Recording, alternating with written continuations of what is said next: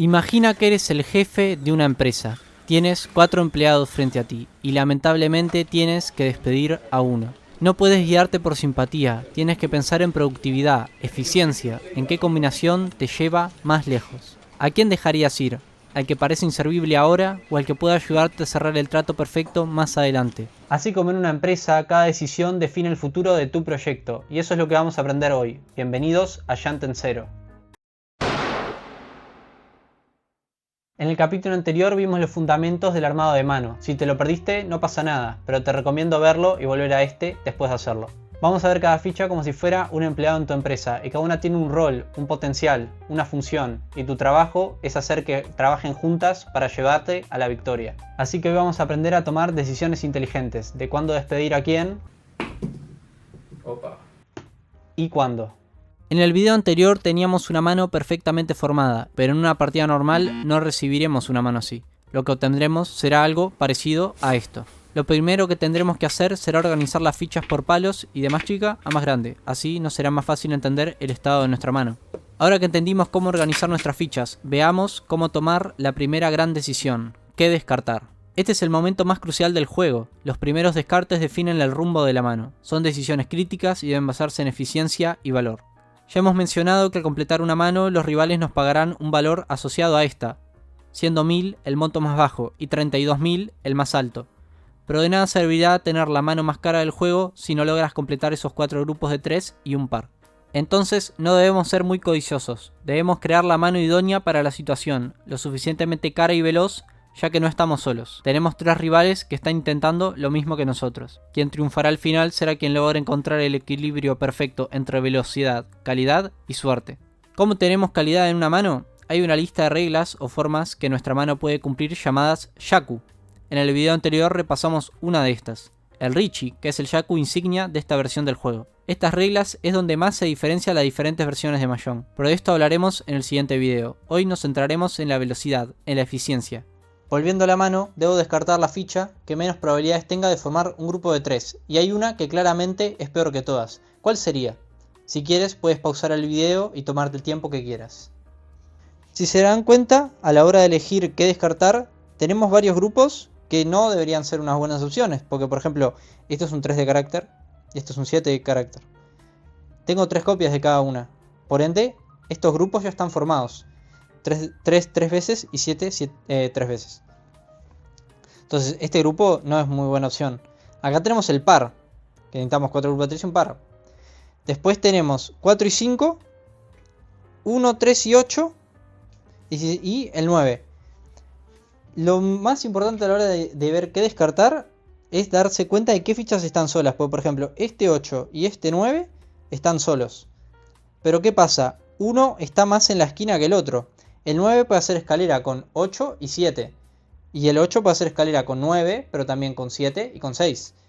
Entonces, este puede hacer escalera con 2 fichas, este puede hacer escalera con 3. Por ende, la peor en este momento es el 9 de círculo. Después de descartar, le tocaría a la persona de mi derecha, a la persona de enfrente mío, a la de mi izquierda, y me volví a tocar, y supongamos que robo un 7 de bambú, que iría en este lugar en la escalera, ¿no? Ahora, ¿qué descartarían? La ficha que parecía mala al principio, que parecía ser nuestro siguiente descarte, era el 8. Pero acabamos de robar un 7, que está al lado. Entonces ahora esto se dejó de tornar en descartar fichas aisladas, sino que tenemos que decidir descartar grupos. Acá tenemos 3 posibles grupos de 3. El 2 no lo contamos porque es nuestro par, ¿no? Entonces, entre 4 y 5, 7 y 8 y 1 y 3, tengo que decidir cuál es el peor. Hay uno de esos 3 que lo tengo que romper. Entonces, si nos fijamos 7 y 8, esperan 6 y 9, espera 2 fichas. 4 y 5 esperan 3 y 6, 2 fichas. En cambio, 1 y 3 esperan solo por el 2 en el centro. Esto hace que sea el peor grupo de estas 2 fichas juntas.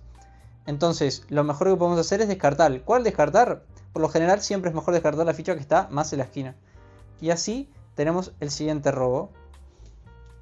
Le tocaría otra vez a las 3 personas que estamos jugando y nos volvería a tocar. Robamos el 6 de círculo. ¿Qué descartarían ahora? Ahora el descarte es bastante claro. Solo nos sobraría el 3 de bambú. Cualquier otro descarte estaría rompiendo un grupo que ya está prácticamente formado o formado. Entonces, esta va a ser la ficha que al descartarla vamos a estar en una ficha de ganar. Entonces, como aprendimos en el anterior tutorial, vamos a hacer Richie. Y vamos a hacer nuestra apuesta. Ahora estamos a una ficha de ganar. Si se dan cuenta, ¿qué fichas nos hacen ganar? Serían el 6 de bambú o el 9 de bambú. Cualquiera de estas dos fichas nos darían la victoria. Genial, ahora estamos a una ficha de ganar y hemos hecho Richie. No se preocupen si no lograron acertar todo. Si quieren más ejemplos prácticos podrán encontrar un video gratuito en mi Patreon para seguir practicando. El enlace está en la descripción. Todas las decisiones hasta ahora han sido en probabilidades las más eficientes. Un escenario ideal. Muchas veces en partidas esto no será así y habrá más de una decisión correcta. Ahí ya dependerá de la suerte de cada quien. Ahora en esta situación es el momento en el que entra en juego dos palabras claves, ya que nosotros podemos obtener la ficha de victoria de dos formas. En nuestro turno, cuando nos toca robar, o en el turno de descarte del rival.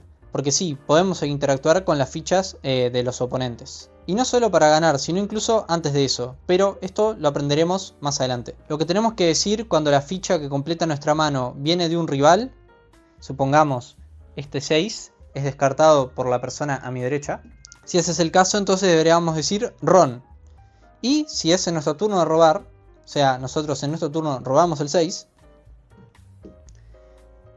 lo que tendríamos que decir sería Sumo. Ron y Sumo.